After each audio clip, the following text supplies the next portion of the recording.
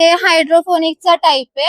वेल रोटेटरिंग hydroponics म्हणजे माती विना शेती, जी फक्त पाण्यावरती चालू आहे. आता कुंड्यांमध्ये आपण कोकोपीट आणि पर्ललाइट टाकले, पाण्यामध्ये न्यूट्रिएंट्स आहे एनपीके. कुंड्या जेव्हा खाली जातात पाण्यामध्ये, तेव्हा जे होल्स आहेत खालच्या बाजूला, ते पाणी ऍब्सॉर्ब करायला मुळांना मदत करतं. जेवढं लागतं तेवढं घेतं, राहिलेलं पाणी परत रिटर्न खाली येतं.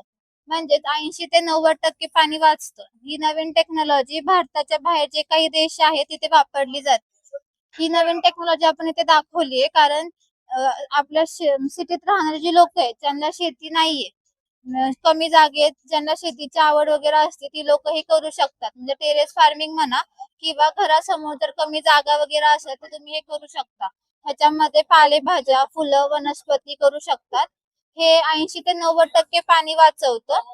परत तुम्ही ऑर्गॅनिक फार्मिंग वगैरे करू शकता. हे मोटर वरती चालू आहे. तुम्ही सोलार वर वगैरे पण करू शकता.